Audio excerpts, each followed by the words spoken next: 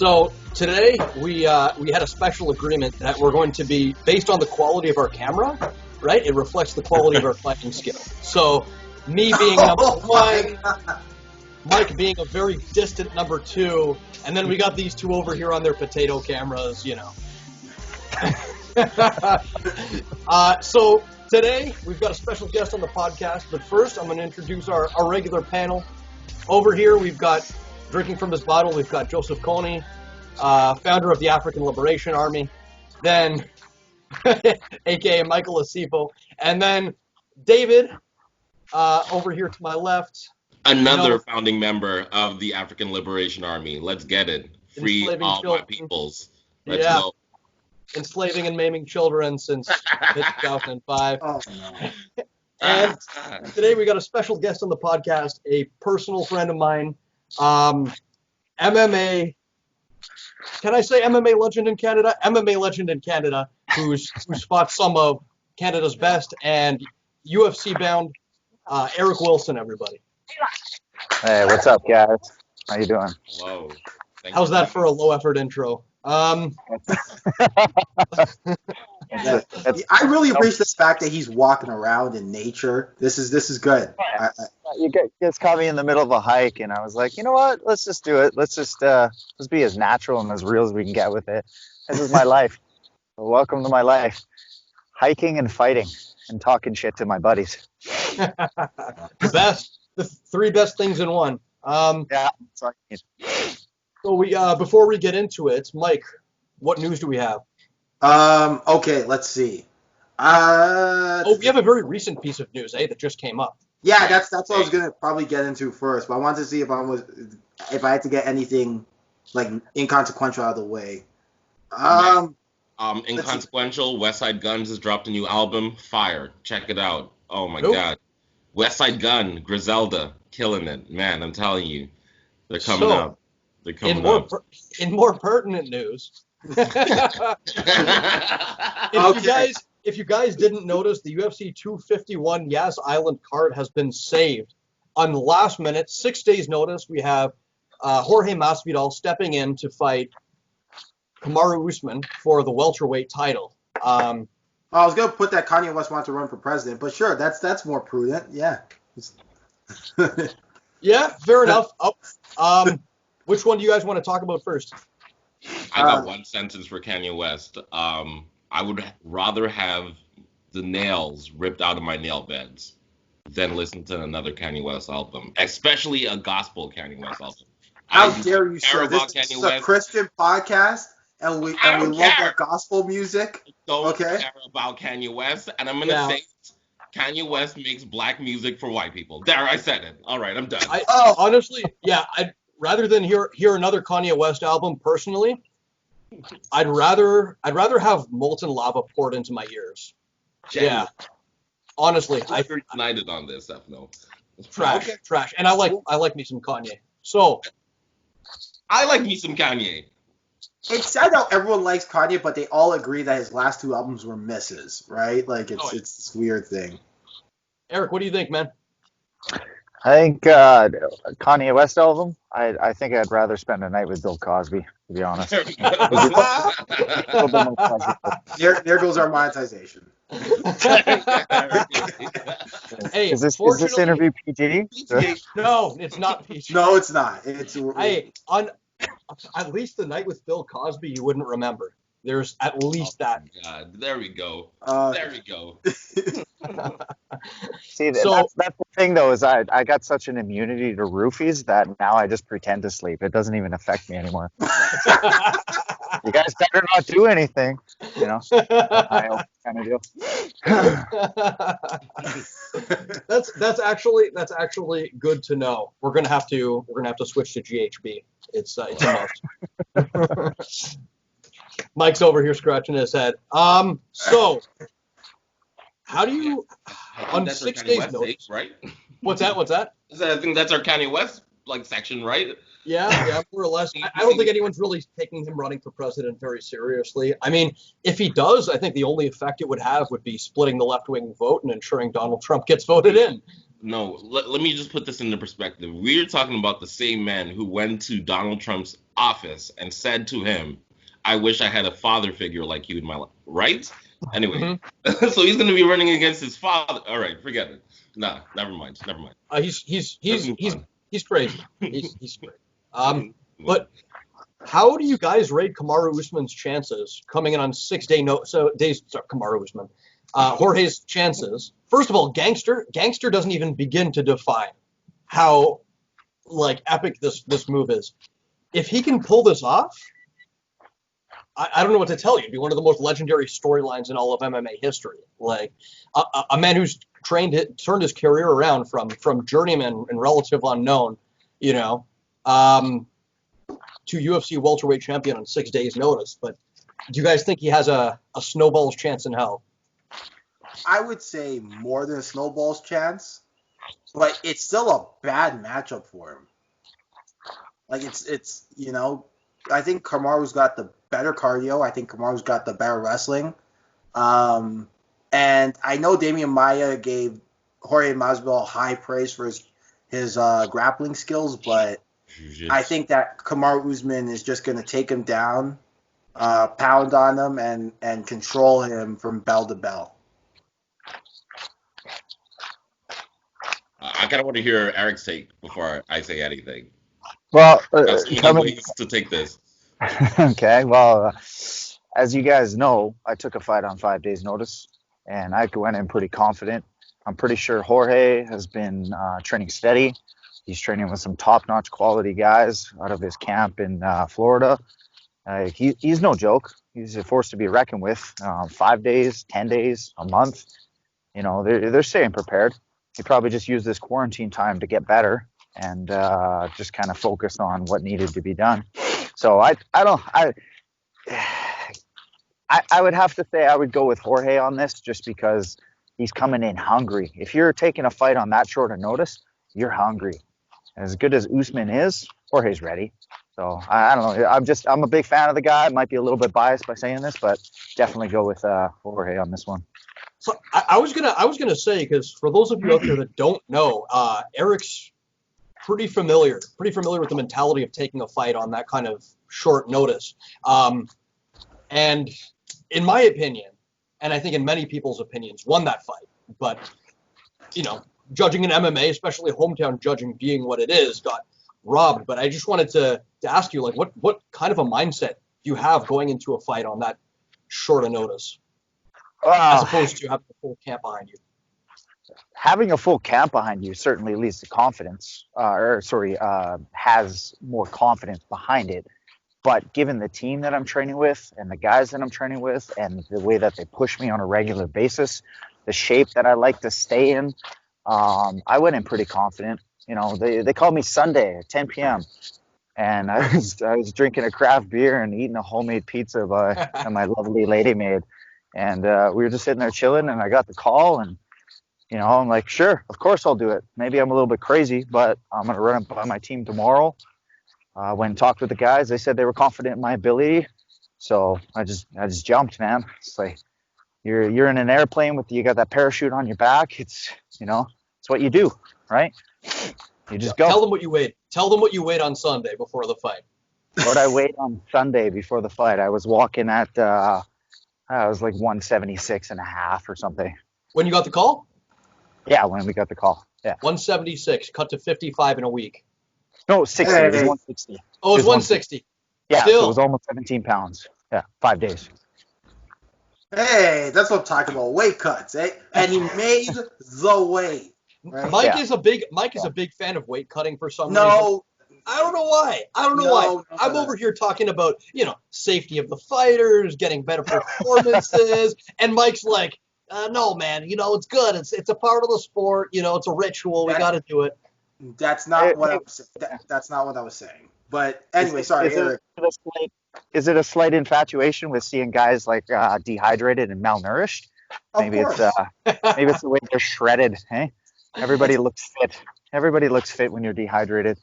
Yeah, the Roy Nelson bod just doesn't do it for Mike for some reason. I don't know. I think big is beautiful, but Mike over here, fat shaming and whatnot. Yes, be thin. I want you to be as thin. No, I was gonna go somewhere that like is probably gonna get us banned, but like, but you know what? I'm not. That's not what I was saying. My point is like I think weight cuts when done reasonably over a long period of time is not what it's. I think is not what people make it out to be because they see these horror stories of losing 40 pounds in 10 days or something like crazy like that. And that I don't advocate for at all. I only advocate for even you dropping 40 pounds in general for a fight at all, But what I do say is that there are some guys who need that 25 to 30 pound weight cut to get in shape for a fight. You know what I'm saying? Bull. We all know them. We all know them. Right? That's all I'll Well, say. yeah, to a degree. I mean, it kind of flips that switch in your brain. And if you know that you have to cut weight, and you know that you have to do more than what you're currently doing in terms of training, that really adds to the level of self-discipline. And it really, speaking from a personal perspective, there's something about cutting that weight and kind of going through a bit of a cleanse phase, and then you almost feel like, I don't know, you almost feel refreshed come the day of the fight. I don't know, it just kind of gets you in that zone. I've never went into a fight and not cut weight, so I don't really know how I perform, and that kind of that uncertainty is just, I don't know, I haven't answered that question yet. So I like cutting weight, but not drastic amounts, if that makes any sense. Yeah, I'll say one thing for entering a fight not cutting weight, because I've done that for my past too. Like, there's something missing. It's like the march to war isn't quite there, if you know what I mean. That whole thing that Dan Hardy talked about, where there's a little bit of stress and deprivation. It's like, oh wow, I can actually just have this extra slice of pizza because I'm burning 3,000 calories a day. Like I'm on weight already. On the other hand, where was I going with this? On the other hand, I'll say that giving up size is definitely not good, but I don't know, man. I've never really done a drastic water cut, come to think of it. But Okay, let me ask you, Eric, what's your kind of like, if let's say you're not fighting on 5 days notice, how much weight like is an ideal weight cut for you? I would say probably 20 to 25 pounds, roughly. Okay, that's what I'm familiar with. of water? Um, yeah, water and just nutrition. I mean, when I break it down, the first 2 weeks of the weight cut or the first 2 weeks of the training camp, I seem to drop like, anywhere from 10 to like 13, 14 pounds easily, just in those first 2 weeks of changing up my diet. And I'm sorry, I'm one of those guys that outside of a training camp, I'm not, advocating vegan and oh well, you should follow these guides all the time. I'm the guy that's eating pizza, I'm drinking beer, I'm just enjoying life, man. I like to, as serious as I like to take training, I like to relax and have that leisure time too. So what's your weight now? I bet you weigh more than I do, or at least I hope you weigh more than I do. What are you at? What's your weight at? So in COVID, the highest I got, I checked the scales, and at one point I was 186. Is Okay. the at my peak right now? Which is I was like, that's the highest I've been in my life. But right now, I'd say I'm about like 178, which is still pretty high for me. But what about you? What weight do you fight at? 45 and 35. 45 and 35. Okay, so we're in the same categories. Just making sure on that before I. But we both fought 55 most recently. Yeah. So during the COVID process, I was like 189. I got up to, and right now I'm probably dropped it down significantly to about 182. Okay. But keep in mind, I did some weightlifting over this period of time because there wasn't much training going on. People around here were being super respectful, and if you followed anything in terms of Nova Scotia, our cases were very, very low. So everybody was kind of respectful in that regard. So when it came to training, we were like, you know what, let's just play it safe. But I did have access to a gym that I was teaching at, or still currently am teaching at. So I went in and lifted weights, and I hadn't lifted weights in like 2 to 3 years, roughly. It was all just like wrestle training, boxing, MMA style. So lifting weights just really, I don't know, just kind of made my legs like explode, and I put on some muscle mass, I like to think. So that certainly added to the weight. Nice. David, you got any questions you want to go to before I kind of go into one? No. Okay. You go. Okay. So you mentioned the weightlifting, and that's interesting. There's a lot of guys who are really kind of going on to the strength and conditioning wave. I know GSP was at least the first guy to start it with MMA.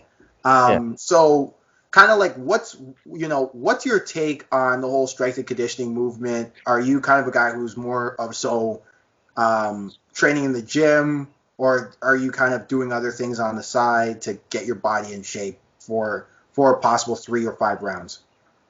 Well, prior to coming out to Nova Scotia, so in like December of this year, I did a lot of, if you want to do MMA and get good at MMA, you got to do more MMA.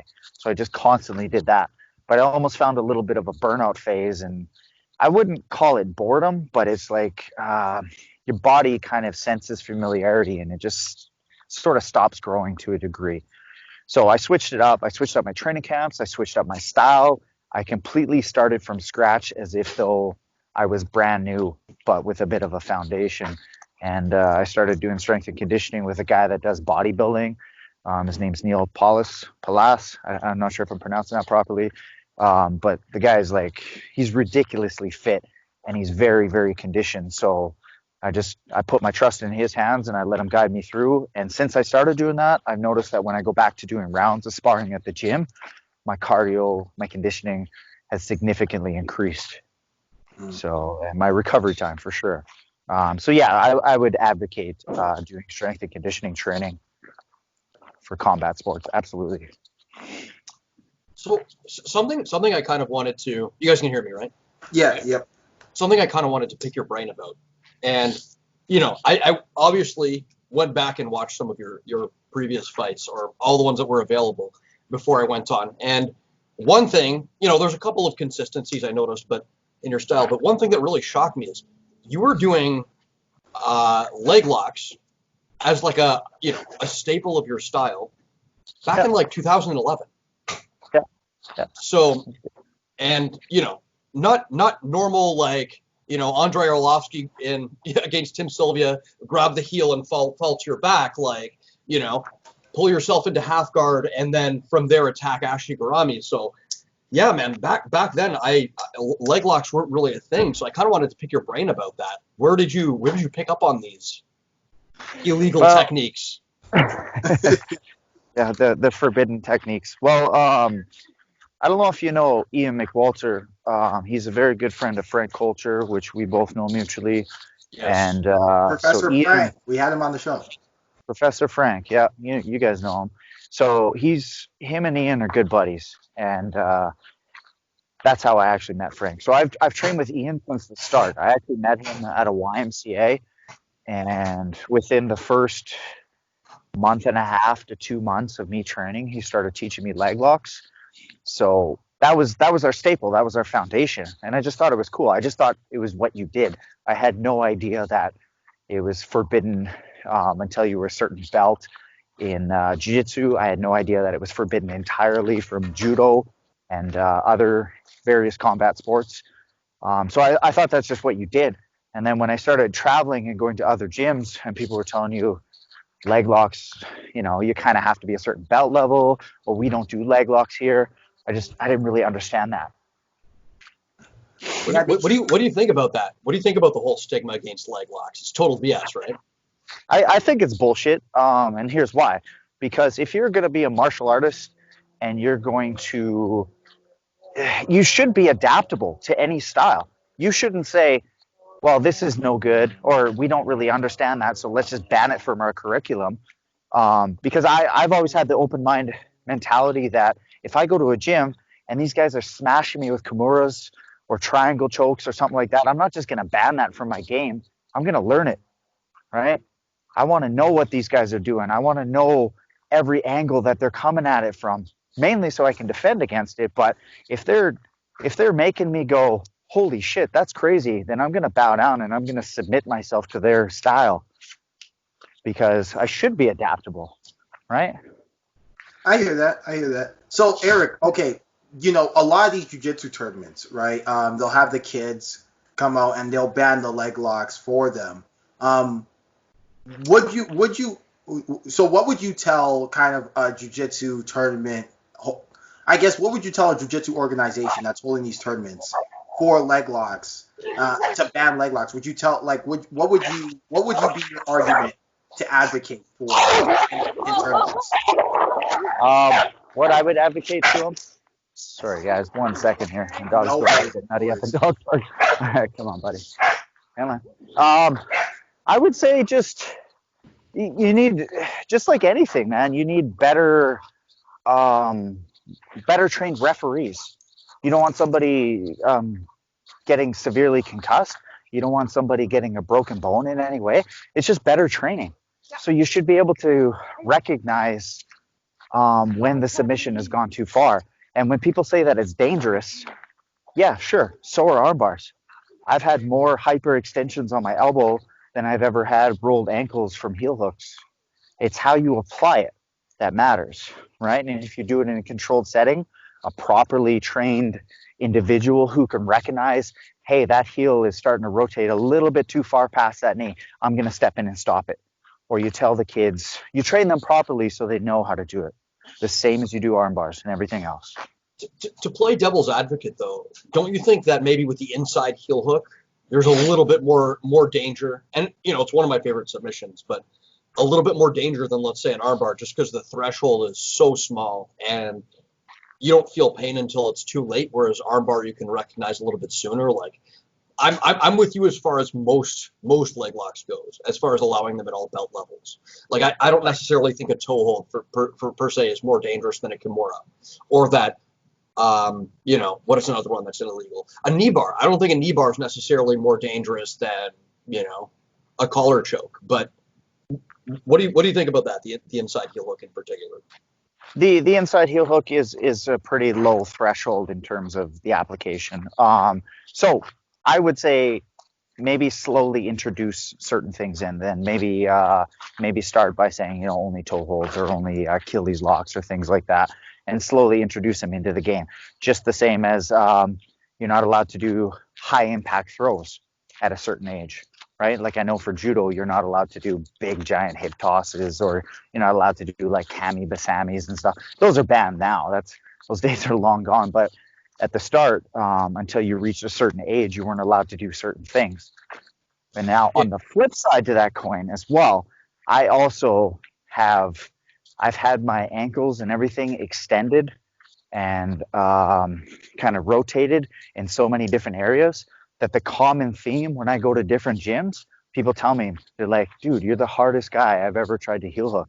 And we do heel hooks here. That's our thing. And it's just, I've gotten so used to it, right? Like the first time you bench press 100 pounds, it's going to hurt your muscles, and it's not going to feel great the next day. But after a while, you adapt and you just kind of get used to it, and you slowly ease your way into it to prevent injury. So, I mean, there's two sides to that coin. If you feel that it's really dangerous, or the tournament feels it's really dangerous, then maybe just start by introducing low or higher threshold leg locks. If that makes any sense. Yeah. And now kind of the division in jiu-jitsu tournament seems to be just like everyone gets to do straight ankle locks, and then at black belt they suddenly hit you with everything, and like there's going to be consequences to that. People being less experienced with it, people not having added it to their game, Yeah, and the straight ankle lock, that's a fantastic thing to start with. But the whole reaping the leg, I don't know, man. That just doesn't make sense to me. Why can't you? I've never agreed with that too. I stepped over your hip and I tried to apply a little bit more pressure so I can solidify this submission that I'm going for. Oh no, we can't do that. We got to do it from an open position where it hardly works. And people it's adapt. Crazy. It's crazy. Just, And I've never in my life, and I've done a lot of jiu-jitsu, I've never seen someone injured from just reaping the knee. Not once. And I'm a knee reaper. I'm a dirty ass knee reaper. Like, oh, I know. Yeah. You know what I have seen people get injured from that's completely legal? Jumping guard. Yep. That, in my opinion, not pulling guard, but jumping guard should be banned in jiu-jitsu tournaments. Yeah, for sure. Okay, so, all right, I guess moving on to MMA, because And you guys probably, so I'm assuming like Stefano, you started with, Give me 1 second. jiu-jitsu, grappling arts, right? And now you're trying to make that transition. What was that transition like, kind of learning the ropes and striking as well? Sorry, is that correct question directed towards me? I missed that because you called Stefano's name. Oh, so yeah, that was directed towards you. Sorry about that. Okay, can I just get you to reiterate what's the transition going from striking to grappling? Yeah, like striking to grappling, grappling, striking, or like just like starting from one discipline and moving into MMA. I wouldn't say that I specifically started with one discipline. I initially started with an MMA class, which was highly grappling focused. But in terms of any sort of level that you're at, when you're changing energy systems and you're going from grappling to striking, it doesn't matter how conditioned you are. Hey, whoa, what'd I miss? It's exhausting, man. It's absolutely exhausting. And you can spend years just refining each one of those individual things, so it takes a lot of work. But for me, like I said, I started from the beginning. I started doing MMA from the get-go. So it wasn't like I was a jiu-jitsu guy that went into boxing, or that I was a boxer that went into grappling, I got a question, Eric. Sorry. Yep. Did you find it confusing learning different disciplines at the same time? Because I think we talked about this a couple of weeks ago. Some people think that when you're learning MMA, you should focus on one skill, become an expert, and then start learning the foundations of others. But some people are like, yeah, just do both at the same time. Did you find it difficult learning multiple disciplines at the same time? No, I wouldn't say that I did, because just like anything, when you learn something new, if you do it day in and day out, you're going to get better at it. But you also need a little bit of a break so that these things can absorb and process. So one day I would do grappling, the next day I would do striking, then I would go back to grappling, and then I would do judo, or I would do something along the, something a little bit different each day of the week. Consistently 2 days for one art, if you want to call it that. Even though I don't consider myself a jiu-jitsu guy or judo guy or any of that. And I never really learned anything traditional other than judo. I didn't do traditional jiu-jitsu or whatever.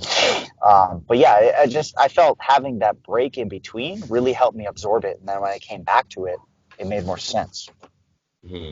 Can I ask you a question? One more question, Stefano. Did you get into fights before you went into MMA? Like, were you a fighter before MMA? Or did MMA? Not really. I was the kid that was.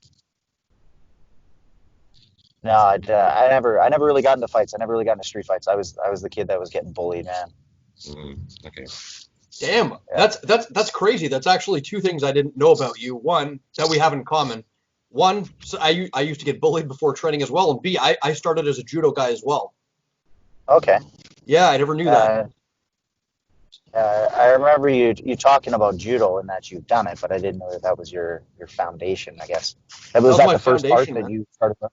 Okay. Yeah, cool. Yeah. What do you think about the rule changes in judo? Because I left right around the time when they started implementing all of that, no grabbing the legs, 30-second time limits on the ground. Oh my God, that's too sportive for me. I had no interest in that from the start. Like when they told me I wasn't allowed to do kami basami after I had a video, and I'm like, oh, this is sweet. Can we learn this? And they're like, oh, that's long gone. We don't do those anymore. I was like, I kind of stopped wearing my proper belt at that point. I would show up to class in a yellow belt, and they'd be like, hey, where's your blue? I'm like, it's at home somewhere. I was mostly just there for the randoris, right? Yeah. Oh, I never liked being restricted, right? For those of you that don't know, kami basami is the scissor takedown. It's like the flying heel hook. Yeah. Oh, is it the thing Rio Chonin got Anderson Silva with back in the day? Yes. Yeah. Also, the thing exactly somebody apparently snapped for Professor Frank's shin bone with that. Oh, really? That I didn't know. Yeah. Gruesome story, but he'll tell it next time he's on. Okay. So, Mike, go cut in. Go. Okay, cool.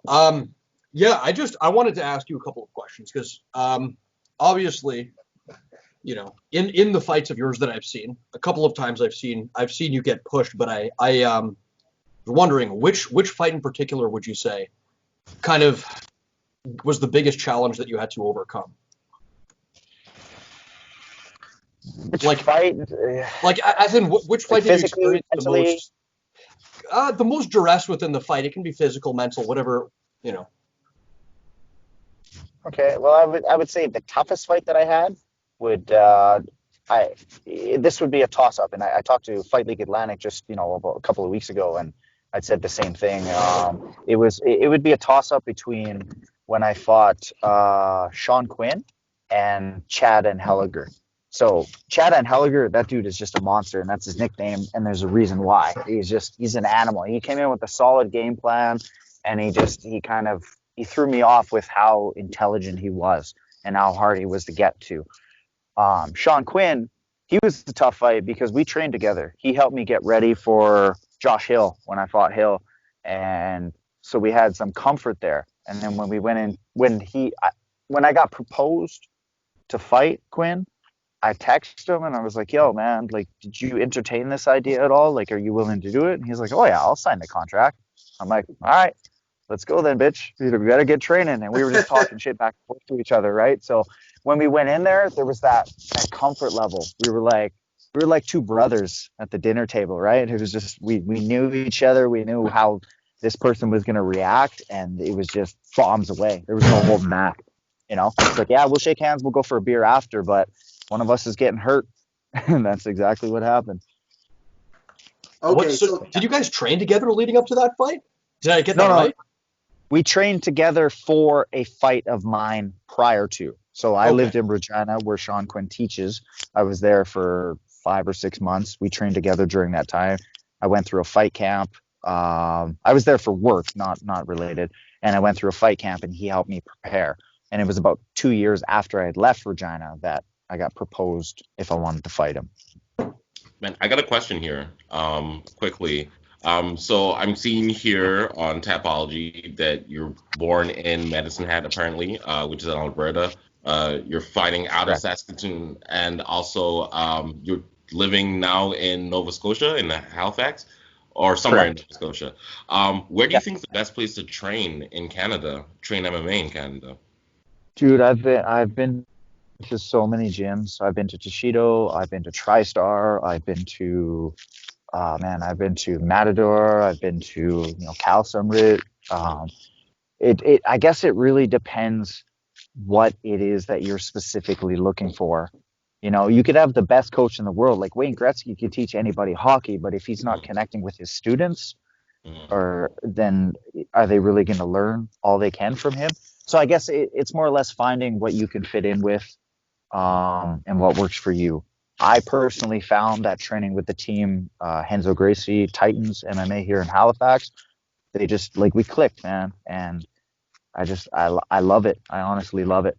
But there's so many good things to say about so many different gyms across the country. Everybody's got a different element, and when you think you know something, and then you go train at a gym with a completely different style that shuts down your world, you're like, oh man, this is great, and everybody's got so much to add to this game. One more follow-up. Do you think it's better to kind of stick with one gym, or do you think your development as a fighter is because you've been moving from different gyms to gyms and getting kind of different experiences, different perspectives? Or do you think if you had stayed with one gym throughout your career that you would still be the same fighter? I've stayed with the entire gym throughout my career. I've had the same 3 coaches since 2009. Okay. This is the first year that they are 3,000 kilometers away and haven't attended one of my fights. But they were just, they were super open-minded about it. And I was very fortunate to that it wasn't, there was no animosity. There was no, you can't go train at other gyms. You can't do this. You can't do that. You got to be loyal to us. It was like, okay, Tuesday, grappling class, 7:00. Thursday, striking. Saturday, sparring. Be there. Aside from that, we don't really care what you do, And if I would tell them I'm going to another gym, they would come and watch me, and they'd be like, okay, that's good. And they would coach me from the sideline during the sparring stuff, which was cool, right? Yeah, that's very important, because I've heard not that I've seen it actually, like coaches that are invested in your development and you and that want the best thing for you are going to be able, willing to let you have those opportunities, right? Yeah. Instead of, shutting doors for you because they're feeling possessive over your students. So that's one of the best things that you can find. Yeah, absolutely. It certainly opened my mind because you think you're good at something, you become the best guy in the gym, right? You're the biggest fish in the pond, but then you go somewhere else and you get schooled, and there's two ways to take it. You're either going to go, what are these guys doing? I got to learn it, and I got to expand my game. Or you go, this isn't for me. I was just off that day, and you start making excuses to yourself, and then you go back to your gym where you're a badass, right? Not a lot of benefit to that. So I want to get your opinion on something, because I think a lot of people would say that right now the hotbed in terms of the way MMA is growing is Montreal, right? Like a lot of people from the outside looking in would say Montreal's probably the place to go if you want to learn MMA. Obviously, Faraz Zahabi and TriStar is there, and you've been around the country. And in your opinion, what provinces do it right, and what provinces do MMA like they could improve in some aspects? Alberta needs improvement. Saskatchewan definitely needs improvement. Having spent 27 years there, not the shit talk where I grew up, but man, it was very small-minded, very isolated. Really? BC, yeah, absolutely, man. It's just like, I don't know. Talk some more shit, please. What do they do wrong? It's like those small town mentalities. The same reason why racism exists in small communities, because people just don't know how to think outside of the box. And when you're in a place, a town or a city where the population is significantly smaller than, say, a city like Toronto or Vancouver or Calgary or something like that, you don't really have those repercussions to not talk shit about people surrounding you. And boredom tends to lead to people thinking that they're better than other people, and that's why they go out and talk shit. Like, I know in Toronto, I found a lot more people there respectful is what I'm trying to say. Like, even when it's like public transportation and stuff, everybody's respectful. Why is that? Because you don't know who's carrying a gun. You're actually going to get shot up in that place, right? Wait, hold on. Did you just compliment Toronto's public transit system? No. It smells like pee. There's homeless people talking about the second coming of Jesus Christ. She thinks she's pregnant. He's high on coke. Yeah, it's a cesspool of garbage. But dude, you just explained my childhood right there, and that's why it brings back memories of home, right? I'm like, I give that a scale of 10 on the piss scale. Yeah, but no, it wasn't necessarily the public transportation. I was just using that as a reference, but just being in a city where there's a high population of people, and you get the same when you go to Vancouver. You get the same when you go to Calgary. Right? People there actually get shot. People there actually carry a crazy amount of weapons, and you don't know. In Saskatchewan, a lot of the communities are smaller, and there's shit that happens. There's a lot of violence there, but it seems to be a lot less repercussions because people, I don't know, man. I guess I haven't really figured that out, but it just seems like there's a lot more boredom there. There's nothing to do. There's no scenery, right? All you do is you go out to clubs and you drink. There's no hiking trails. There's no mountains to go climb. Right? Yeah. Okay. So you get it. You get it. Not a lot of exchange of ideas as well as what I'm getting in those small communities, sure. Like both technically and intellectually. And everybody's a little bit more possessive because you got 90 people in one city that train MMA that's divided between 6 gyms, right? And then these guys are worried, like, well, if I lose my students to that gym, or if they go over there and they spar with those guys, they might learn something a little bit better from them. And then I'm going to lose students, and then I don't make money, and blah, blah, blah. And it seemed a lot more protective in that regard. Interesting. Yeah, in Toronto and Ottawa, I feel like it's not like that at all. You can pretty much walk into wherever, and, anybody, there's so many people, like, anybody can go anywhere. But it's also, they're also international cities too, right? You know what I mean? And that's why Montreal is so booming, because there's so many international students that go there for school, work, all kinds of stuff. So it's they're more open-minded, in my opinion. Yeah. Okay, I got a question. Why did you start fighting MMA, especially because you grew up in that small city? Was it because you were getting bullied, or why? I wasn't getting bullied at the time. Yeah, I went about 6 years of just kind of like putting my head down and just working. Because I don't know if you guys know much of my backstory, but just a quick update on that. Like I was in a gang when I was like 13 till I was about 15. I got out of it. I didn't want to go to school because I was scared these dudes would find me. So I went and got a job. Started living at a place with my girlfriend when I was like 15 years old. Had my own place, had my own car, and I just put my head down and I just kind of like I put my blinders on. I didn't want anybody to see me, and I just started working. And it was a feeling of helplessness to a certain degree, and I didn't like it. So when I had a guy, his name is Wayne, who's been my coach for all this time, he took me out for lunch one day, and he proposed that I go to the YMCA to help teach boxing there. Little did I know that they had like 3 students, and they were just trying to grow this program that was, it wasn't going Wait, anywhere.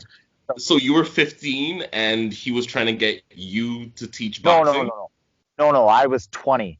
I was Okay, 20. I was okay. 15 when I got out. Also, YMCA. I just had to Shouts get out that to in there. Okay. YMCA, man. Shout out community centers. Mike, we're gonna have to cut your camera. Eric, keep going. Well, sorry, go on, Eric. First of all, Sorry. you I can't. got, I If got I a, can't say, hey, if I can't say, just quick interjection. If I can't say the N word, you can't do the YMCA dance. Oh, You That is cannot the say white the people N-word. theme song. oh That's shit. because that that's is a the one white for one people equal theme song. comparison. That is That is a one for that's one comparison. My people suffered for years so that we could go to the YMCA. Okay, it was worse How than you? slavery. Okay, go on, Eric. You know what, guys? I think it's time to go now. No, I'm Yeah, really.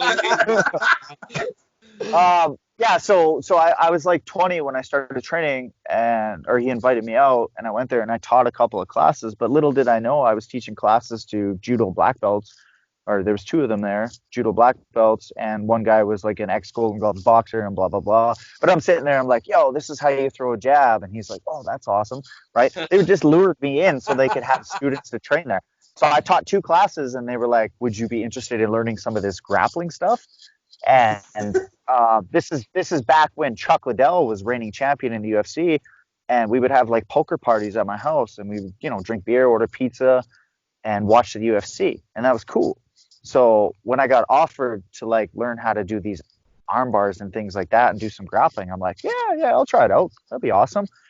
And I don't know, I started developing confidence from it, and I loved that, so I stuck with it. And after about a year of training, they asked me, they were like, would you be interested in fighting? I'm like, I, I don't know. Sure. Do you guys want me to? I guess.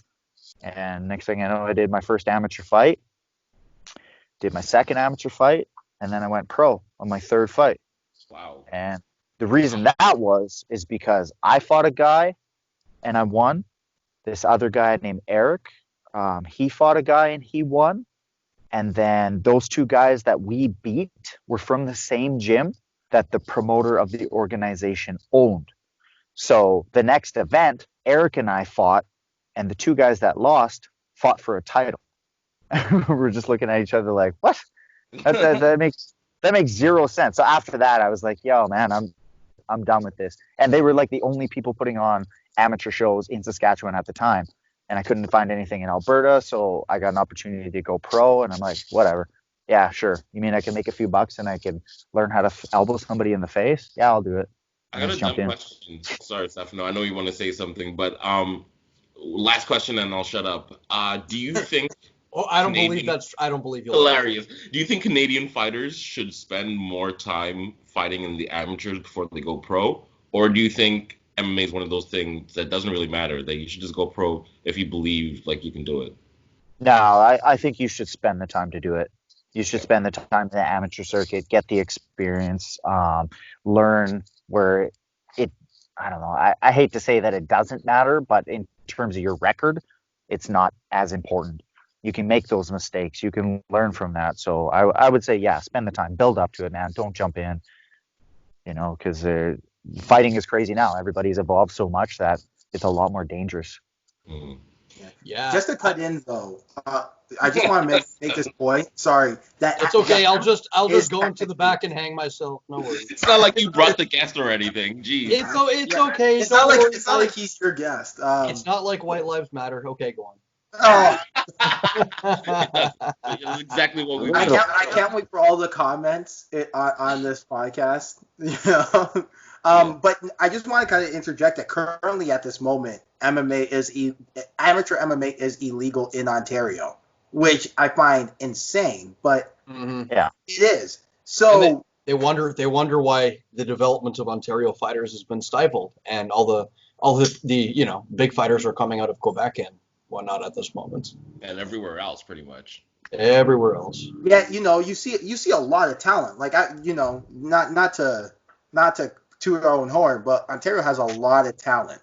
Sure. So, Sure. I mean, okay, let's play a little game here. Let's say you are in a legislating meeting and you're trying to legalize, amateur fighting in Ontario as a fighter yourself.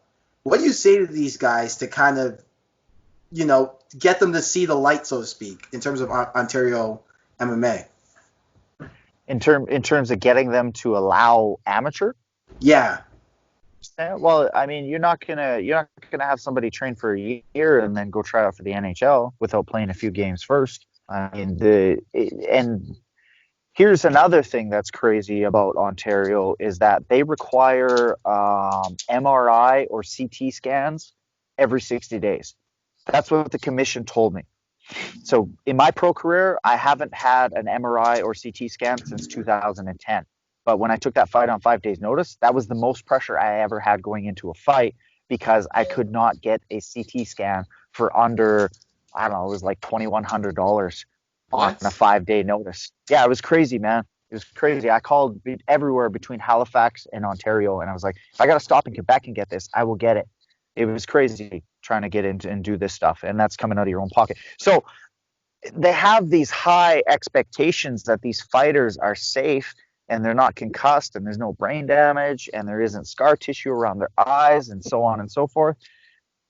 But then why are you putting them in a position where they're taking big shots with dangerous parts of your body like elbows, which, very easily open up cuts, or knees, things like that, right? Why would you put them in that and then expect to have such a high expectation of health?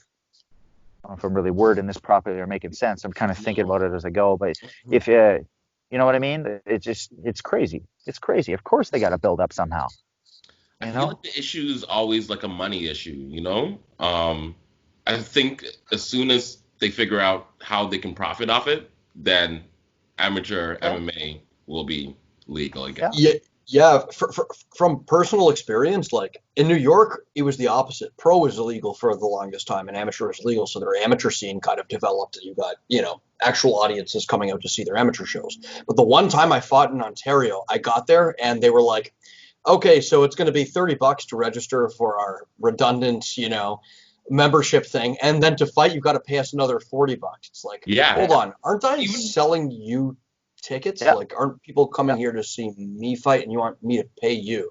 Even this month, I don't know if you guys probably got this being members of gyms, but like to reopen a lot of gyms, for example, Muay Thai Ontario, you had to sign up to be a member. In fairness, that was free though. It's a free membership.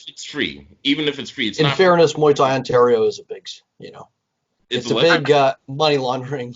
Me and Mike Reed are friends, so I tend to be nice about it. Like, imagine if there was money and you had to pay for that. I mean, I just think like the whole setup it's in a way that puts barriers for people participating instead of encouraging people to participate in the sport. For me, anyway. Yeah, I mean, certain amount has to be like, it needs to be financially lucrative, and you need to be able to cover the cost of putting the events on. I said laundering. I meant extortion. Is the better word. But yeah, money. Muay Thai Ontario. It's like, oh, you got to pay X amount of dollars, and then you're a coach. Okay, each of your coaches are gonna have to sign this waiver. Your firstborn child is ours, and we're going to need a semen sample to create a clone of you. It just like, I thought this was an amateur fight. What's going on here, guys? Me and Mike Reed, if you're listening to this, we're still boys, but yeah, no, it's pretty bad. But yeah, go ahead. Sorry. Anyway, you got a question, Stefano? I got a beer.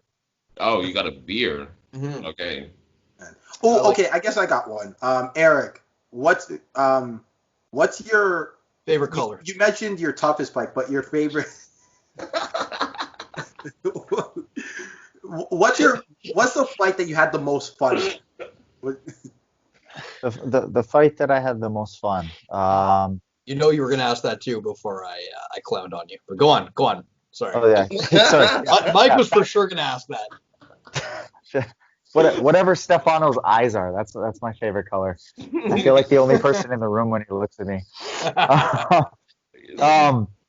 As for the funnest fight, and I would say a real good one was when I fought Tyler Davis. That was for 5-Star Fight League in Yellowknife. And going into that fight, it was my first title defense. And I told Ian, my coach, I was just messing with him the day before. I'm all dehydrated, waiting for the weigh-ins and stuff. And he's like, yo, do you need anything from me? I was like, dude, the only thing I need from you tomorrow is just for you to tell me how handsome I am. I was like, whatever else happens, doesn't matter how well I'm doing in the fight, how bad I'm doing in the fight, just tell me how handsome I am. So we get out to the fight, and I was fighting Tyler. Prior to fighting Tyler, I fought his brother, Mike Davis. And Mike Davis was cornering Tyler.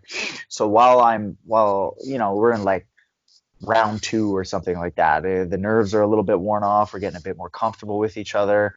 He ankle picked me because he couldn't handle the boxing that I was throwing at him. So he did the smart thing and he took it to the ground. And he ankle picked me, and we ended up over by his side of the cage where his corner was.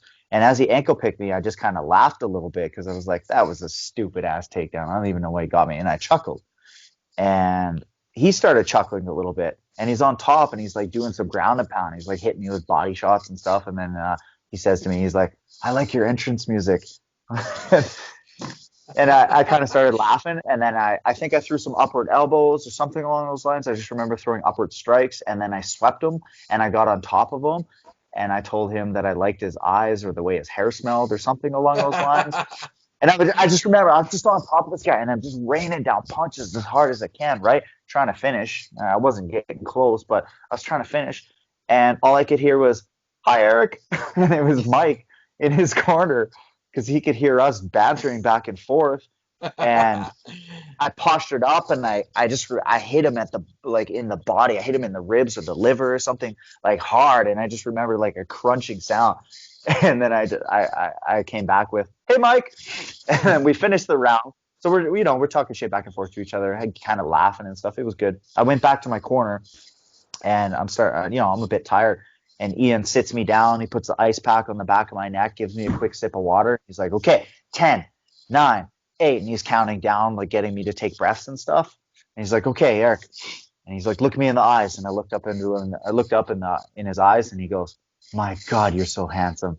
And that was the only corner advice that he gave me. He didn't say anything else. He wasn't like, hey, watch the takedown, check the kicks or any of that. He's just like, my God, you're handsome.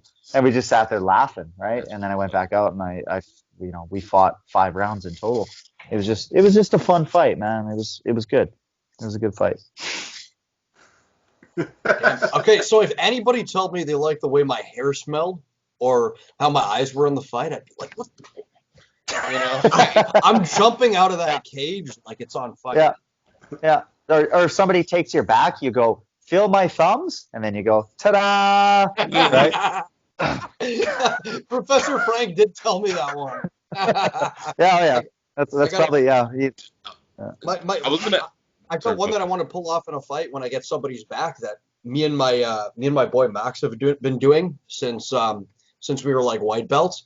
Take someone's back, you go right up into their ear and you whisper, bite the pillow, I'm going in dry. And then you choke their ass out. Yeah. Or you tell them your safety word's banana, right? It's pretty funny. What's it called? Do you think when you fight, or do you think talking when you perform like makes you perform better? I don't know. I've played table tennis with tucking? Michael.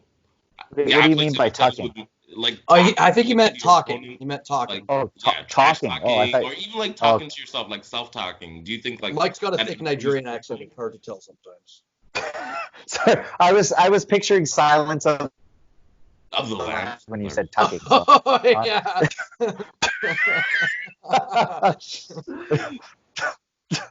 But yeah, sorry, I didn't mean to cut you off there, buddy. No, it's all good. Do No, I? like trash talking. Do you think like it helps you perform better, or it doesn't? Yeah, sure. I mean, I've done it. I've done it in fights too. You just kind of like, I don't know, it kind of amps you up a little bit. You got to vent that energy somehow, and you can't just vent that energy by stomping forward and trying to swing as hard as you can at the guy because that shit doesn't work. So you vent it out by talking a little bit. You know, it certainly enhances the mood. I mean, you ever get busy with a lady on a Friday night? Of course they like talking. It just adds to it. It adds to it. So I'm a I've been, virgin. I'm sorry. yeah. That means nothing to me. It's just like... See, I was raised Catholic, so complete Yeah. opposite. Um,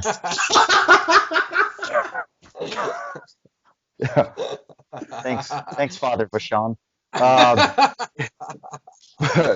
But yeah, I like doing that. I like amping myself up in training too. Like when your training partner hits you a good one, you're like, oh yeah, come on, motherfucker, and you start getting into it. And I don't know, I like it. I advocate it, sure.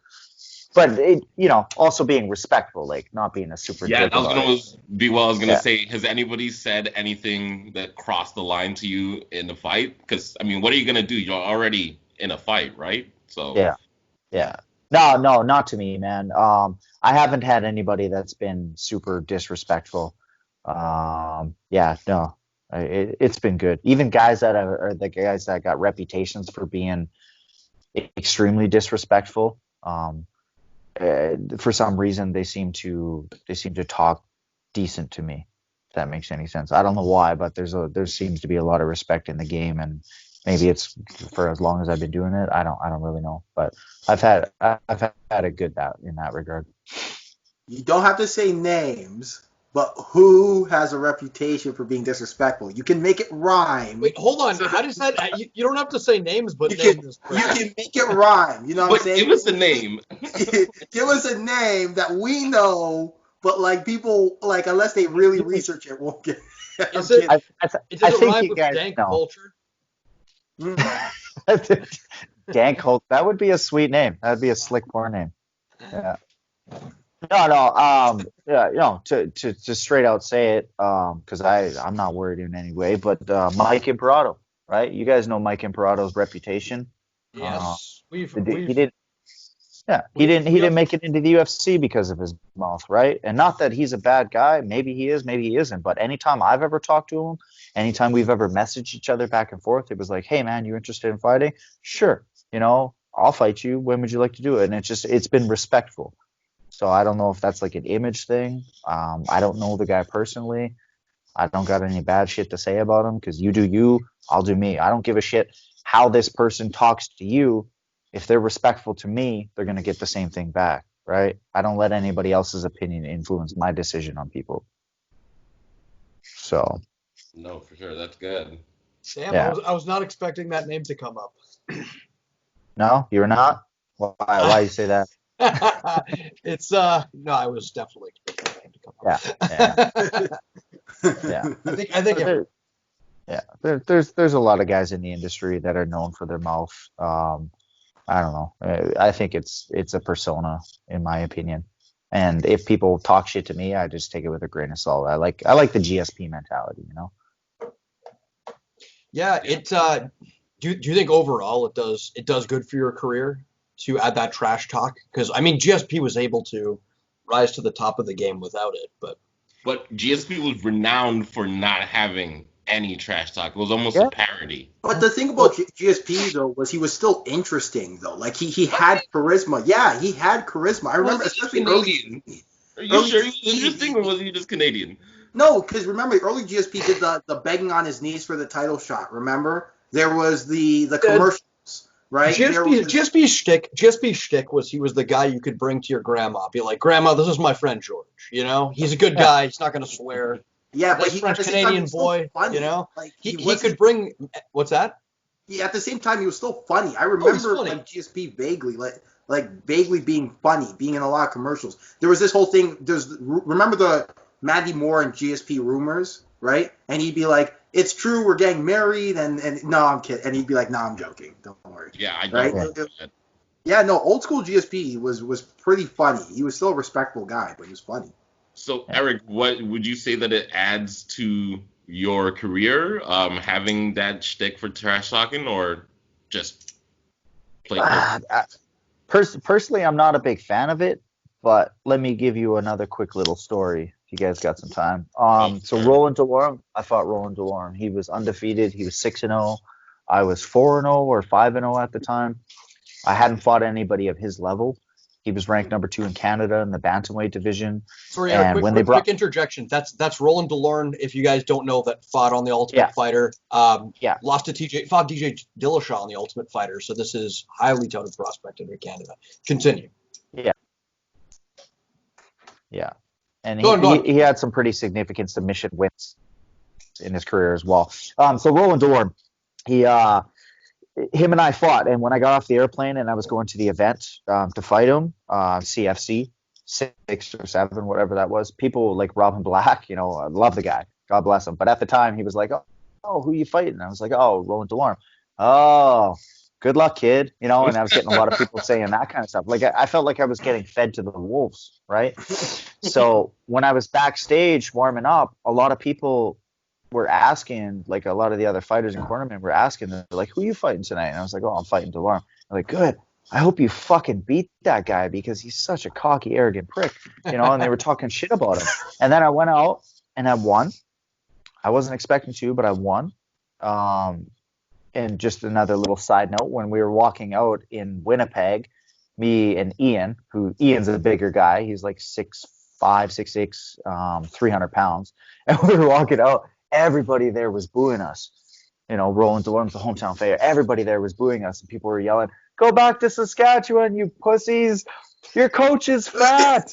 It was hilarious. It was hilarious. So I beat Roland Delorme. A couple weeks later, Ultimate Fighter tryouts down in New Jersey. We go down to New Jersey. There's like over 750 applicants, I believe they said.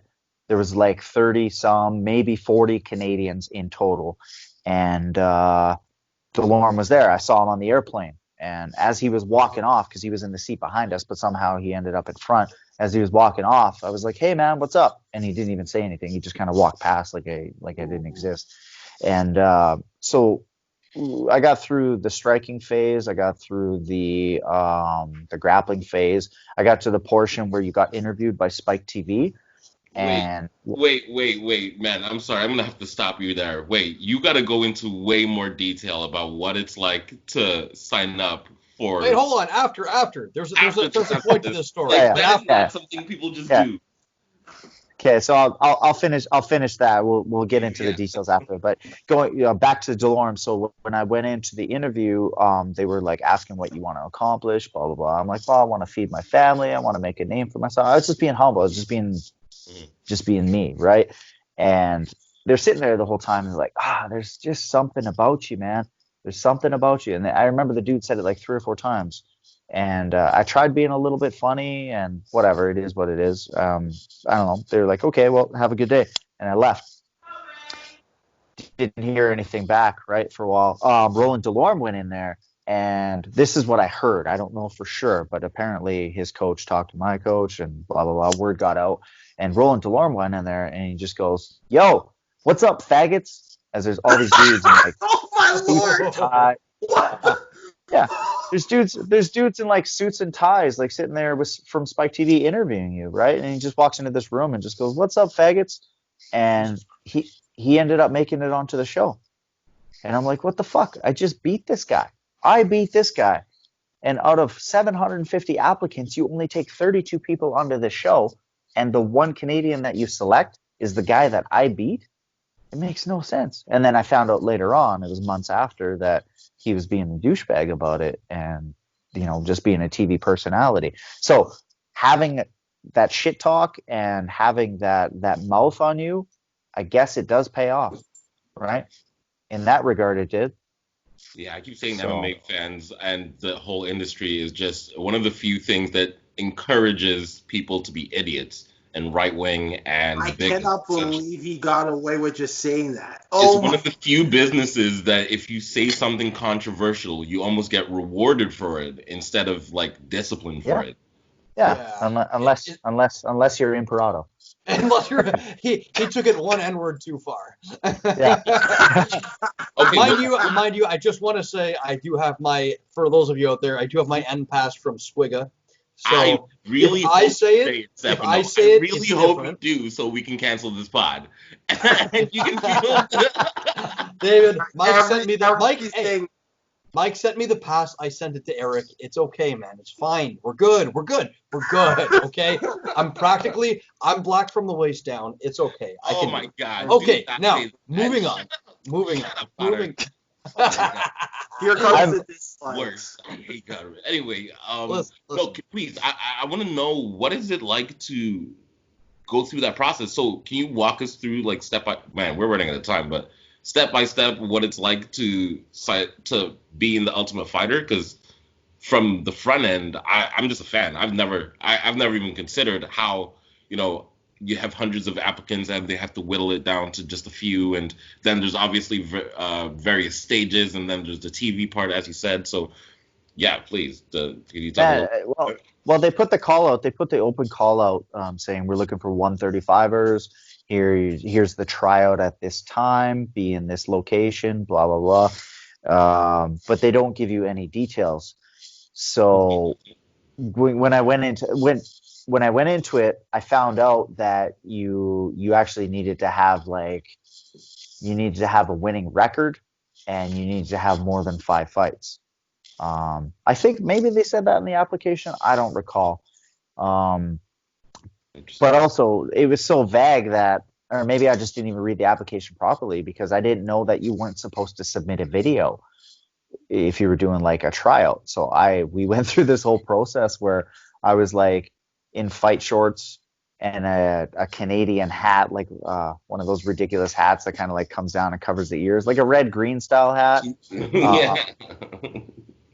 It was like minus 49 outside, and I'm out there doing push-ups on like an ice table. That was my interview process for the UFC, or for the Ultimate Fighter tryouts. If you haven't seen it, I gotta send it to you. It's ridiculous. I look back on it and I'm like, man, that's crazy. Like there's a dude wearing a Borat suit changing a light bulb on a ladder beside me, and I'm sitting there talking while the camera person's interviewing me, and he's like, "Oh, can you just grab this for a second?" I'm like, "Yeah, sure, no problem." And I grab the light bulb and I just continue on like this guy doesn't exist. And he's doing take you. He's doing reverse military crawls. He's doing reverse military crawls on the mat with his Borat suit, and he's trying to throw triangle chokes on me, and it was ridiculous. How did not take you? That's insane.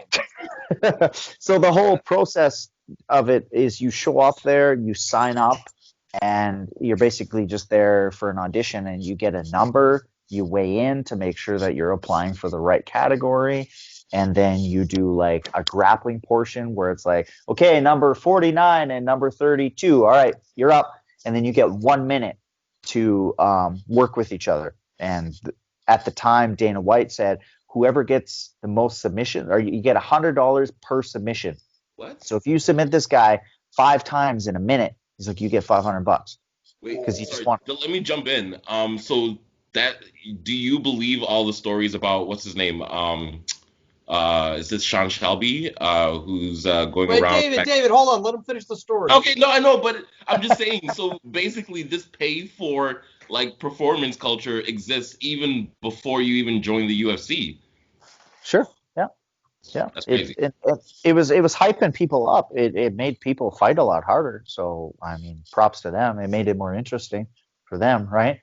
Here, take my money, fight for my money, peasants. Like almost what it seemed like. So you did that, and then you do a striking portion where they get pad guys to come in, and I don't even remember who they were, but you get random guys holding pads, and they don't care how talented you are, as long as you had a decent record, then you go to the next category.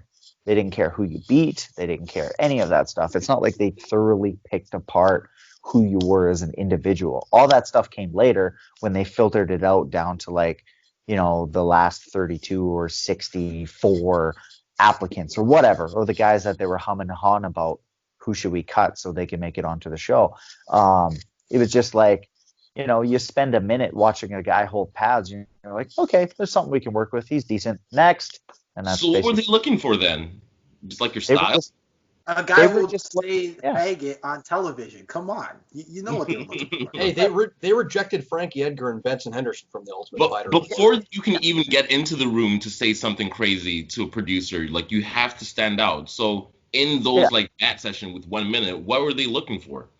They were looking to make sure that you weren't fighting people in wheelchairs to get a winning record. That's basically. They just wanted to see that you had some sort of talent. Yeah. How many times did you submit the guy in a minute? Shit, I don't even remember. I don't think I even submitted him, man. I was nervous. I think I might have got caught in a rear naked, and I don't think I tapped, but it was just like a minute of me fighting him off my back. Oh, brutal. Okay. Yeah. Interesting. And they still took you. You still made it to the next round? Yeah, I made it to the next round. And that guy that was on my back got cut. But I also had a winning record. I was 5-0 at the time, right? Of course, they're going to take me to the next round. Speaking of just to bring it back really quick to the Roland Delorme fight, that's one of the because I of course watched that fight the other day. One of the few times I've seen someone get a decision just based on like the aggressiveness of their submission attacks. Like, he would be the one to initiate the takedown, and then you'd be constantly attacking these leg locks, just putting them on the defensive the entire time. And that was interesting. Robin Black gave you props for that, because that's one of the few times I've seen that happen. Just wanted to point that out. It's an interesting fight. Well, Ian, when we were backstage and everybody was saying, or all the other people were saying, you should kick Roland Delorme's ass, the guy's a douche, blah, blah, blah. Ian told me he would buy me a 32-ounce ribeye steak if I leg lock this guy. I'm like, sign me up. I don't give a shit about money, man, but you put food out there, I'm a fat guy at heart. All right. So that's why I was trying so hard to submit him, because we just had a little bit of a bet going on. Damn, that's crazy. Yeah. Did you ever see any of the guys you tried out with? Because obviously, if there's 750 Canadians or 30 Canadians or whatever, 30 Canadians, I think you said. Did you ever see any of those guys that tried out ever again, or were you not fighting just Canadians? You were fighting everyone. No, I saw those guys again. I saw Sean Quinn there. I saw John Fraser, who actually I was scheduled to fight John Fraser before I even went down to the Ultimate Fighter tryouts. And that's a whole nother story in itself. I found out the night that I was fighting John Fraser that I didn't make it to the second round of the Ultimate Fighter tryouts. That's where I had a mental drop. But that's a whole nother story. But yeah, so I saw quite a few guys. Remy Morvan, there was quite a few dudes down there that I've seen since. So I think it's too good of a story to pass up now. Professor Frank's not here to tell it, but he actually told me a story about the Ultimate Fighter tryouts. He actually met Dana White, and since he's not here, I'm going to tell in Professor Frank's voice. But essentially, what he said was, "So I'm trying out for the Ultimate Fighter, and Dana White says no heel hooks. So I go ahead and I straight ankle lock this guy, or it might have been a knee bar. I don't know. He's like, I knee barred this guy, and Dana White's like, hey, I said no heel hooks. And so basically Frank said to him, like, that wasn't a heel hook, and Dana White got pissed and didn't cast him for the show as a result. Yeah. Classic Frank. That's right. So now that you say that, I recall him telling us too that there were no leg locks in the submission round, and maybe that's what threw my game off, because then I was nervous. I'm like, fuck, I can't do all that I'm good at. And maybe that's when I discovered that I only ever worked leg locks and I should probably expand. That's why I suck. Yeah, I suck with no leg locks. That reminds me of the time that at War Gods, the ref goes, no side kicks. Everyone's like, what? What? No side kicks. Everyone like lost everyone their throws mind. the side kick all the time. Yeah. This actually happened? This is a real story? Yeah, like real story. So the ref goes in. He goes, and he's got a thick Asian accent. So Stefano basically be the thick Asian accent guy as he's telling the stories of no this, no that, no this. No that. It got so ridiculous. I asked this guy. I was like, I'm trying to think of the submission it was. Oh yeah, I asked him. I'm like, so are toe holds allowed?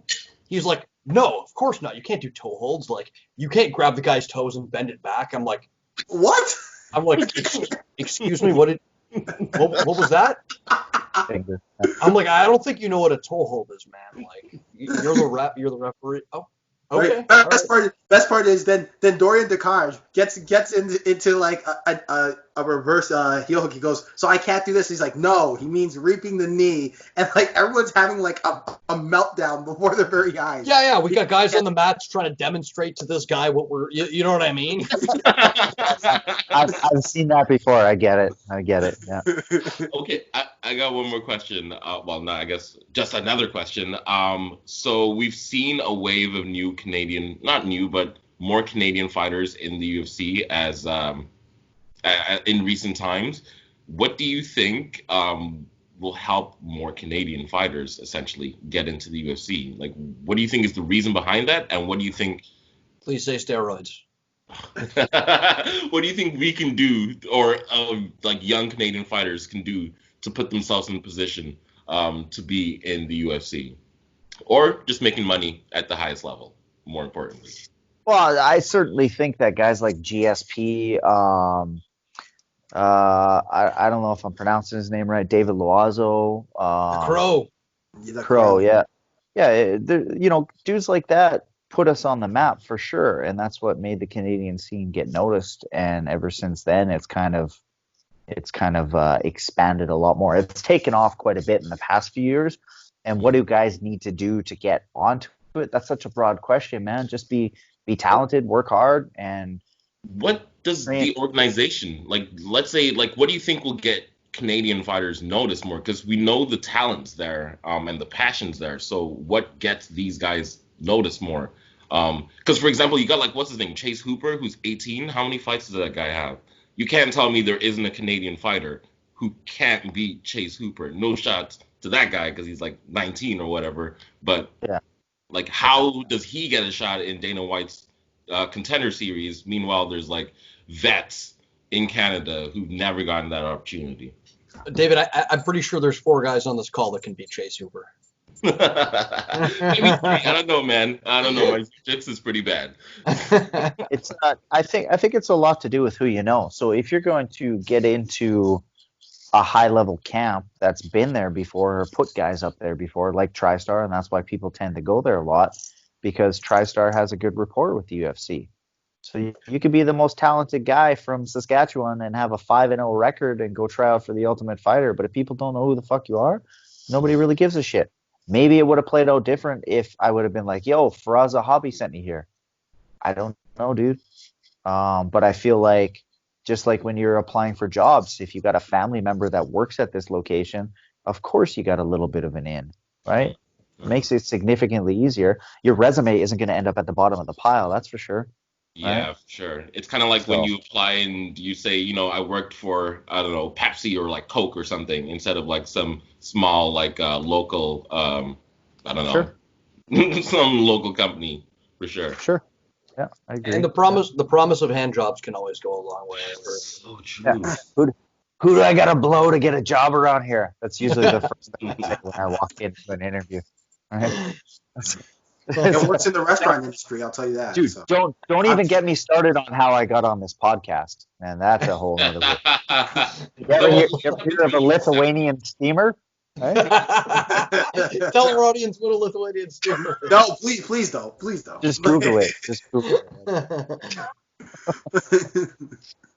You know, we're on YouTube. We're made for kids. We're a kid podcast. I'm kidding. Man, well, anybody got anything else they want to say? Yeah, Eric, you want to see my dog? Yeah, buddy. Of course I do. All right. Hold on. Toby, I love it. Toby, come. Come here. Come here. Also, cameo for Stefano's woman in blurry version was happening like a lot during this podcast. That's funny.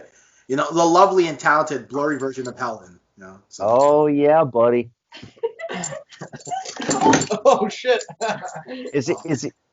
Is he done chewing up all your stuff? I don't know if you can hear me right now with no headset on. That was occasional guest star of the Leg Kick podcast, Boomy. Is he still chewing up all your stuff, or is he pretty cool? He chewed up my girlfriend's glasses the other day. He chewed up an Apple Watch. But yeah, what can you do? You gotta love him. No, it's just when he's bored.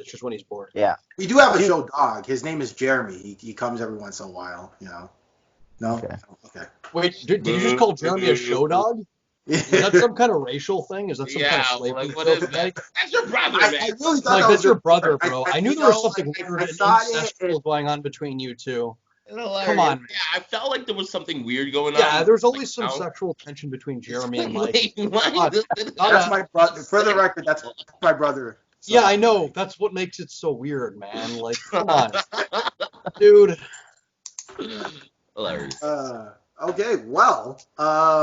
How long we you guys wanna quickly? I mean, how much time do we have? You want to run down? Technically speaking, 9 minutes.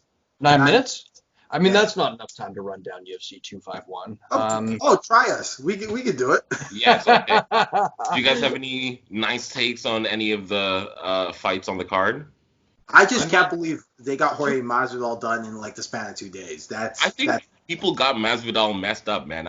Because I don't know. And they got Usman messed up because I feel like Masvidal has come into pretty much every of those last 4 fights as an underdog, apart from the Diaz fight, maybe, because people said that was pretty close, and he's like dominated. So, yeah, this should be good. Did someone say that the Diaz fight was close? Or No. What they thought the odds were close. Thank God. I heard some ridiculous takes after the Diaz fight, like, oh yeah, the fight shouldn't have been stopped. Diaz was making a comeback. I'm like, what fight? No. What fight were you watching? No, he didn't win a second. I did say though. What? What? Mike, are you good? Did you just have an acid flashback? Are you okay? Mike, Yeah.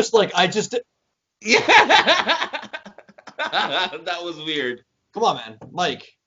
I think we lost him. Is he still here? Did we lose Mike? Yeah. I think we lost Mike. Lost his attention at the very least. Also pumped about the Volkanovski fight with Holloway. I think that should be a good He's fight. still moving. He's not talking. Mike, what's wrong with you, bro? Oh, sorry. I was gone for a while. Like it cut out on me. Like I was gone. Yeah. Sorry. Hitting the old pipe. I got distracted by a ceiling fan. That's fine. Yeah. Like I spaced out. Like I don't know. But I will say though, you know, I'm kind of bummed out that Gilbert Burns got COVID because I thought stylistically it was a very interesting matchup. Like yeah, I really did. I think Gilbert Burns is like if you know, a lot of people talk about the nightmare matchup. Who's the nightmare matchup for somebody? I think if there's ever a nightmare matchup for Kamaru Usman, Gilbert Burns is probably the guy stylistically. Yes. See, I haven't seen his jiu-jitsu much off his back, assuming because he's, you know, one of the best in jiu-jitsu and MMA, a world champion black belt. I'm assuming he has some submissions off of his back, but it's hard to say how offensive his guard is within the context of MMA. Because I really haven't seen it that much, and who knows how much work he's been putting into it. But assuming that his guard is dangerous, I mean, I'd agree with you. I would think that if Kamaru Usman can't just like, you know, he has to be on his P's and Q's at every turn of the fight, you know. And low calf kicks coming at him, and man, that work he did with the squitch kick to the body against Woodley was Beautiful. Like that was one of the best uses I've seen of a switch kick to counter Woodley's right or counter anyone's right hand that I've seen in MMA or in any combat sports. Beautiful. Drawing out a bomb like Woodley's right hand and then kicking underneath that was, I don't know, that was a thing of beauty for me. But as much as I love Masvidal, if Usman tries to spam the takedowns on him, I think I'm tempted to say it might be a long fight. It's an Usman fight for me. I just think it's too ferocious. Although I like Masvidal. Bro, you're Nigerian, man. You can't. Yeah, man. It's not Come on, even man. close. Come Yeah, on. man. I'm biased. Bias Next much. topic, man. Like, yeah, I'm not even gonna talk about it. All right. Do you guys think that okay, I'll get to Aldo in a second, but do you guys really think that Volkanovski and Holloway deserves a rematch? Because I was thinking about it and I watched the first fight and it wasn't close. No, Like it wasn't as close as I thought. I would say it's hard to say because like often the UFC will give dominant champions immediate rematches. It's like you've done so much for the division. You've clean and Holloway, even though his title defenses might not reflect that, he basically ran through 145 prior to. But personally, I like to see a little bit of time in between rematches because I think it's good time for fighters to grow and to develop and to, figure out the things in their game that, may have been exploited the last time. I don't like to see these quick rematches. I really don't for that reason. I completely disagree. I actually think because Max Holloway has put in so much work throughout the years for the UFC and as champion that he deserves, regardless of, especially because he didn't get knocked out or something or submitted in like a minute or in one round or something like that. So it was like a 5-round decision loss. He deserves a chance to run it back, in my opinion. David, I agree with you, but I'm just coming from the perspective of, like, if we're to do Max Holloway the best service possible, not doing him disservice, right? Okay, let me put it this way. Wait, hold on. Wouldn't it be better to give him every opportunity to potentially win that fight, give him the time to develop and figure out the things in his style? I 100% agree. But yeah. Steph, let me put it this way, because as soon as you were saying that, I was like, you know what? Where's Tyron Woodley's title shot? Do you think Kamaru Usman versus Tyron Woodley goes any differently now? No. And that's my exact point, right? When someone's beaten so thoroughly, you got to give them time to get back to the drawing board. This isn't, Woodley's had a fight. This isn't Sakuraba Wanderlei Silva 17, No, you got to. He had a fight though. He's had like a couple of camps. Like he's had a couple of fights. He was training for the Leon Edwards fight, and that fell through. He was training for what was the other one? I feel like there's another fight that he was training for, and that also fell through. So like, he's had a couple of camps. He's had a fight afterwards. So why would, even though he lost, I mean, the decision loss as well. So, like I don't know, like. It's tough to say like, oh yeah, you can go around and fight and get more experience, and then you'll be ready for the rematch because you don't even know what happens. What happens if you lose your next fight, and then you're all of a sudden you're dropping down like the rankings? Eric, what do you think? Eric, what do you think? Well, I want to touch base on what you were saying about the time in between fights. These guys are pros, man. This is what they do day in and day out. And just like anybody that is a specialist at their job, all it takes are these small refinements. And if these guys are sitting around with a high-level team surrounding them and these intelligent brains, like a Faraz Zahabi guy as an example, or a John Danaher or whatever, right? If their fighter loses, it's just a simple adjustment, and these guys can just spend the next 3 to 4 weeks refining that, working on it, and taking the steps necessary to fix it, right? Unless you go in and you get absolutely demolished, like a Holly Holm, Ronda Rousey situation. If the fight is relatively close, but you get schooled, then I don't feel like it would take a long time. Like you would need months and months in between a fight or a rematch. Because haven't you lost fights before and you get right back to the drawing board, or even a submission in a gym, or you're battling a guy in a tournament or something along those lines, you immediately want to get back to the drawing board because you want to fix it. If you're obsessed at getting better, right? If that's your prerogative. Fair right? I hear that. That's just my opinion on it. But so who you got for the Holloway fight then, Eric? I would have to go with Holloway on that one. I just love the dude, man. I love his style. I love the way he works. At this level, it's all in the preparation that these guys are doing, and everybody's coming in so different each time, and they're making these small adjustments.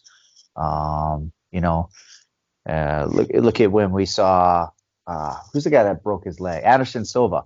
Remember when he started submitting people, right? And you're like, what is going on here? So it's MMA, man. You never really know what's going to go on, and you hope that these guys are going to kind of continue on with their same style that you fell in love with initially. But man, you never know.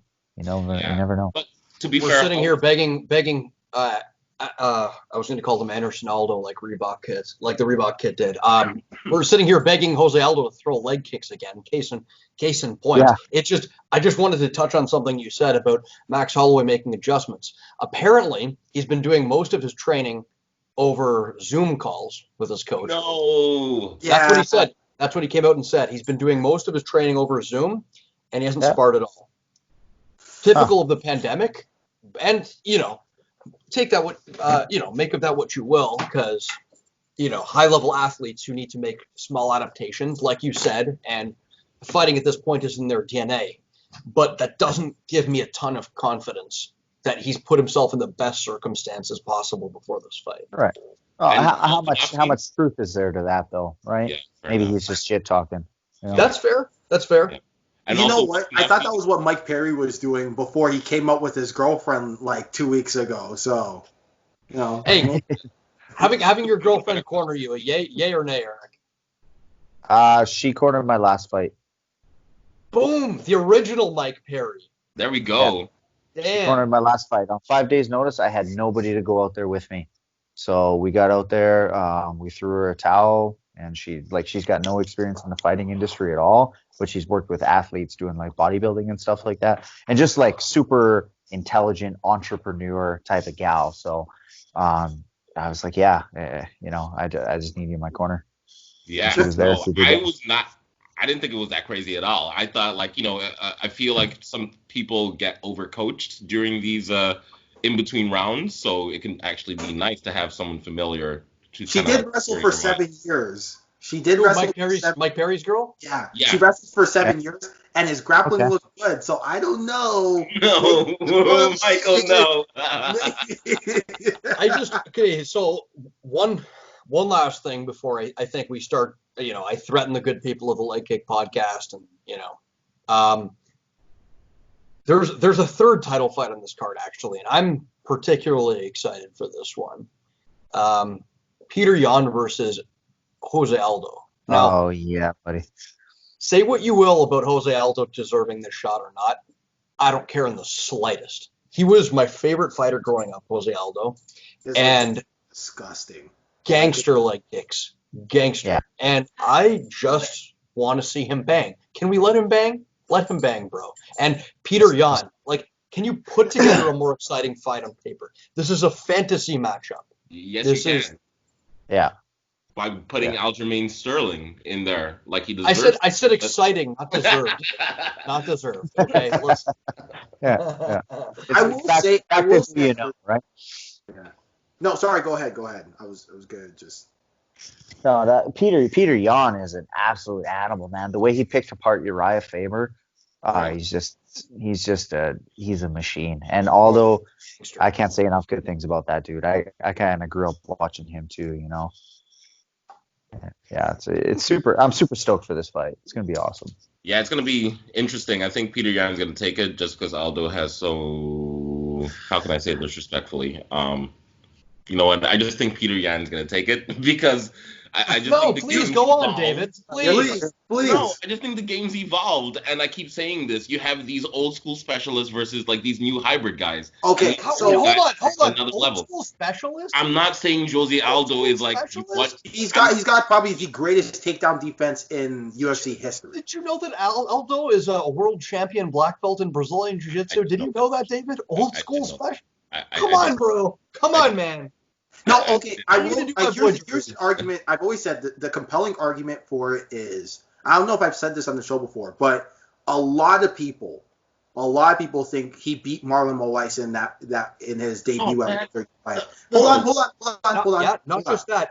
A lot of people think that, and Marlon Moraes was the number one contender at the time. So if you're Dana White and you think that Jose Aldo got screwed by the judges, you can make a justification that Jose Aldo should be number one contender to 135 if he thinks he won. Like, it's compelling. Jose Aldo's fight before that.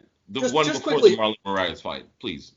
Yeah, where he was tearing up the 145-pound division, shutting down contender after contender. Hold on. Contender after contender after contender. The UFC is thanking their lucky stars that Aldo decided to drop down to 135 because he was clearing out every viable contender at featherweight, from Moicano to Jeremy Stevens to who's the other viable contender that he cleared out at 145?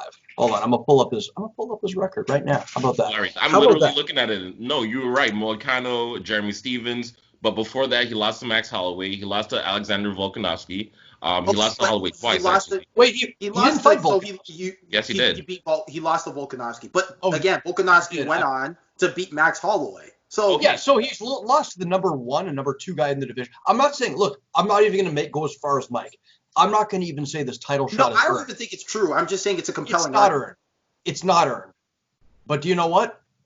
I got to be honest. I don't really care. I want to see this fight. Yeah, I want to see them bang. Let them bang, bro.